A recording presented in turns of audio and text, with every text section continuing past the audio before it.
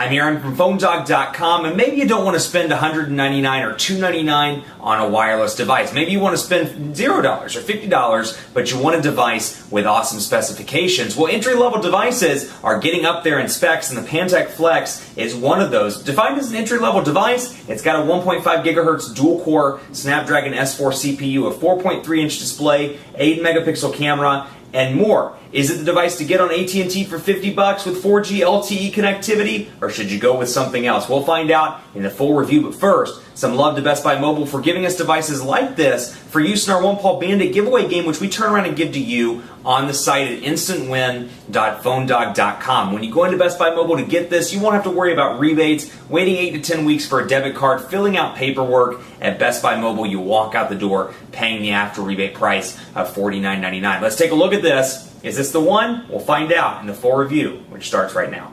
When you look at the Pantech Flex and you see who it's designed for, you may think, you know what, specs-wise, it's not the best phone in the world. And if you look at historical trends, that's been the case. But now, it's awesome because I see a lot of manufacturers, a lot of these OEMs really gearing some of these even entry-level smartphones like the Pantech Flex to people of all types. You know, this thing is available from AT&T for $49.99 after mail-in rebate or after applicable rebates with a 2-year agreement, $50, and you would think, okay, old processor, old display, terrible camera. That was the case a year ago, not the case now because they're redefining the phrase entry level. This device has a 1.5 gigahertz dual-core Snapdragon S4 CPU, a 4.3-inch Super AMOLED QHD display, 540 by 960 pixels, an 8-megapixel camera with 1080p HD video recording, a 1,830 milliamp hour battery, and then of course a 2-megapixel front-facing camera as well. So throw your conceptions out the window of what you think an entry-level device is in today's world, at least, because it's totally different. It's also running Android 4.0, and while yeah, it's got some specs or some things in the user interface that may appeal to entry-level people, specs-wise, it's a pretty decent device. Now, obviously, there's still a distinguishing, feature kind of change, if you will, between a device like this with a non-HD display. You look at this in the Galaxy S3 and you're like, what's different, for example? You got a bigger display, an HD display, a better camera, a larger battery. But hey, 4G LTE on this device, and with a dual-core processor, these things are quickly coming up, and the gap between entry-level and high-end is narrowing. I gave you a little hand visual there. Entry-level, high-end, narrowing.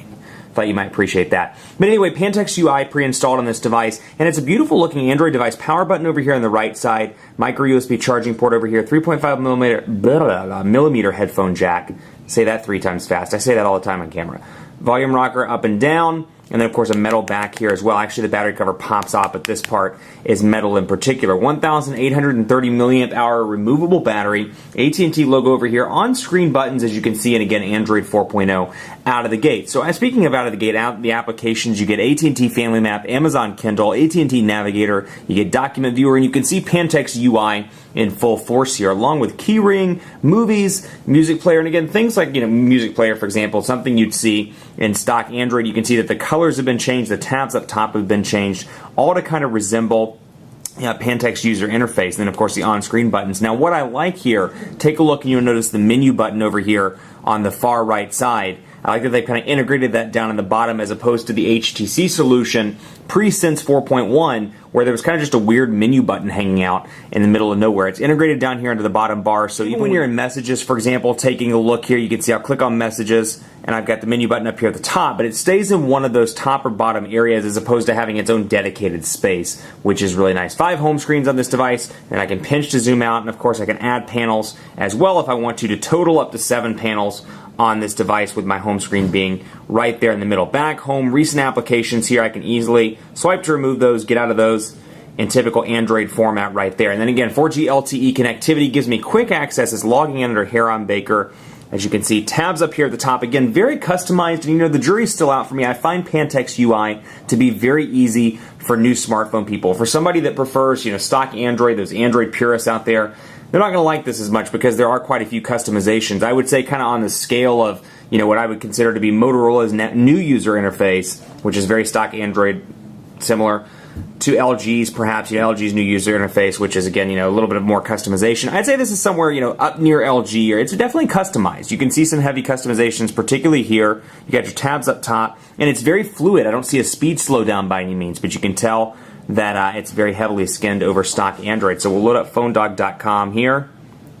and you can see the keyboard. 4.3 inch, again, Super AMOLED QHD display here, so, you know, sweet spot for a lot of people. Previously I said 4 inches was a sweet spot for a lot of people. Now I'm saying 4.3. You know, obviously things change over the years, and as we move up on screen sizes, regardless of whether you like it or not, I think our ideas of how to use our devices changes. And so, you know, hey, 5.3 inches, 5.5 inches, 5 inches, none of these existed back several years ago on a smartphone. So now you see that, you're used to it, and regardless of whether you own the device or not, I think there comes a time where I can't talk today. Comes a time rather, it's because I didn't get any sleep last night and because I've been traveling non-stop for the past couple of days due to work. But pinch to zoom, relatively responsive here. I'm just going to forget that thought and move along because it wasn't going anywhere fast. So new tab here, and again, recent applications, and of course you got your menu button here where you can share the page, go to brightness, request desktop site. But again, you know, I really can't tell you how pleased I am with this device because it's so nice, and not just this one, but the Galaxy Stellar as well. So a lot of these devices in the free to $50 price point,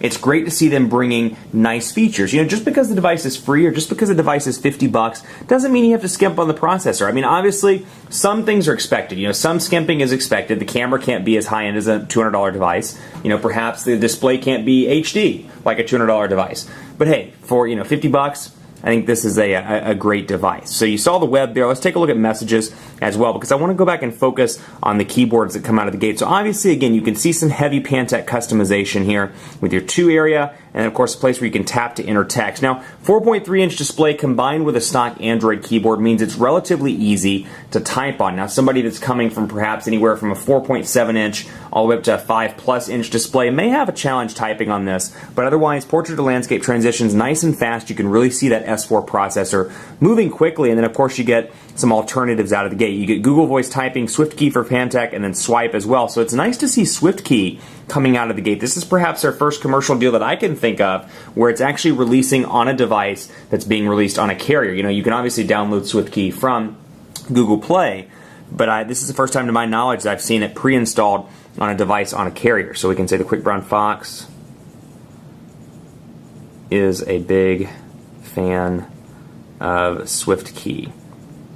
Which I actually don't mind Swift Key, but I actually prefer the stock Android keyboard. Well, I should say stock Android keyboard from Android 4.0 or Android 4.1. I think it's a fantastic keyboard. That's why it actually came with Swift Key out of the box, but I switched it over to Android keyboard, which is also pre-installed, and have been using it since. Absolutely love this keyboard. I think it's very responsive, easy to use. And speaking of easy to use, another thing I really appreciate about Pantech, following in the footsteps of Samsung and LG, Pantech has opted to allow you to put a percentage meter up in the top right-hand corner. So now you can see that you have 51% battery left, for example, as opposed to some arbitrary battery meter where you're like, I'm not quite sure how much I have left. Am I going to make it through this meeting? Am I going to make it on the road trip? You've got your percentage up there so you know exactly where you're at. So you've got quick settings up here, and obviously you can see those are separated by dots with my vibrate, Wi-Fi, airplane mode, GPS, Bluetooth, and more. Power saver, I've got data turned on. Then I have my details down here, and obviously ongoing, the keyboard's ongoing, so I can open the details as well. Sound setting, Wi-Fi setting, display setting. So it's nice to get, you know, a couple of different options out of the gate, and regardless of whether you use these from the home screen or the, the notifications bar, it's nice to have those pre-installed up there, along with, in typical Android 4.0 format, a little button to access your settings. Now, this is where this device gets really cool, because let's say, you know what, Grandpa doesn't need a smartphone, but you want Grandpa to have a smartphone because you want him to learn how to use Google Maps. Well, let's say he's just not ready for that. I'm going to show you something cool. It's called Change Experience, and I can change from Pantech Easy to Pantech Standard, reverse that. Pantech Standard Experience to Pantech's Easy Experience. And this is really cool because if you're coming from a feature phone, take a look at how feature phony this looks, for lack of a better phrase. You got your, of course, your buttons down here at the bottom with recent applications, but basically it's kind of like a skin on top of a skin here, where I can scroll down. I've got easy access to the battery percentage, the time, whether I'm on LTE or not, my signal strength indicator. I've got some quick settings up here at the top, alarm, Bluetooth, Wi-Fi. This is going to be great for those people that are moving into a smartphone for the first time because it's super easy. No home screens over here to mess with. As you can see, I've got web, quick contacts, and then shortcuts. And again, very incredibly easy. We'll load up phonedog.com so you can see. phonedog.com. And we'll load it up over here, and of course it loads in the typical browser, but when you go back home it takes you back to the easy mode. Of course, messages here as well, very easy to use. You'll notice nice big font, and so obviously they're gearing this towards somebody that's a new, first-time smartphone user, somebody that's probably hard of seeing, as you can tell here with larger text. Call log over here as well but you got these little quick buttons, messages, camera, phone, and then menu. You'll see how much it looks like a feature phone. This, again, is great for those people that are migrating over for the first time and something that's very impressive on this device. Stay tuned, because in part 2 we're going to cover speed tests both on the network side and on the device side, because even though this has an easy mode, this device will make a great choice for people that are looking for a nice smartphone at a reasonable price. Stay tuned for part 2.